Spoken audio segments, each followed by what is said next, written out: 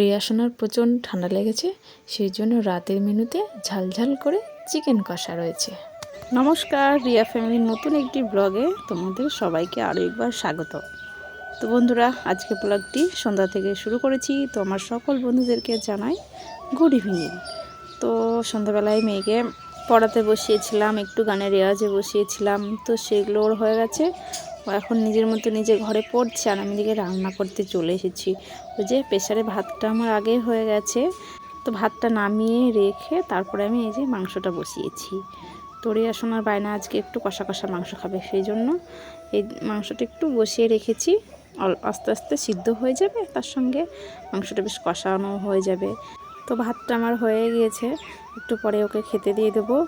তো চলো আমি ওর খাবারটা আগে রেডি করে নিই, আর এদিকে মাংসটা আস্তে আস্তে হতে থাকুক। জলটা শুকিয়ে গেলে বেশ কষা কষা ভাব হয়ে যাবে। এই যে আমার রান্নাবান্না পুরো কমপ্লিট। মেয়েকে ডেকে এনেছি খাওয়ার জন্য। ওর বাবা আসতে দেরি করছে, এখনও বাড়ি আসেনি। ফোন করেছি, বললে একটু দেরি হবে। তো ওর তো খিদে পেয়ে যাচ্ছে, এমনিতে রাত হয়ে গেছে অনেকটাই। তো ওকে খেতে দিয়ে দিয়েছি, আর ও বলছে মা গো বাবা কখন আসবে, বাবা আসলে তবে খাবো, কিন্তু বাবা আসতে একটু দেরি হবে। ওই জন্য বললাম তুমি খেয়ে নাও, বাবা ঠিক চলে আসবে, তুমি খাওয়া দাওয়া সেরে ঘরে গিয়ে বসো। তো এই যে মেয়ের খাবারটা রেডি করে দিয়েছি।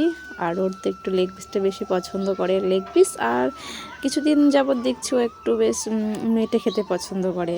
তো বেশিরভাগ সময় দেখি চিকেনের মেটেটাই বেশি পছন্দ করে, মাটনেরটা অতটা পছন্দ করে না, একটু শক্ত হয় তো। তো চলো মেয়েদিকে খাওয়া শেষ করুক, বাবা আসলে তারপরে খেতে দেবো, তারপরে আমি নিয়ে বসবো। তো বন্ধুরা, আজকের ভিডিওটি খুবই ছোট্ট। তো তোমাদের এই ছোট্ট ভিডিওটি দেখে কেমন লাগলো অবশ্যই কমেন্ট করে জানিও। ভালো লাগলে একটি লাইক, শেয়ার, কমেন্ট আর সাবস্ক্রাইব করো। দেখা হবে পরের একটি নতুন জমজমাট ব্লগে। ততক্ষণে তোমরা সবাই ভালো থেকো, সুস্থ থেকো আর সাবধানে থেকো। আজকে আসি, টাটা, গুড নাইট।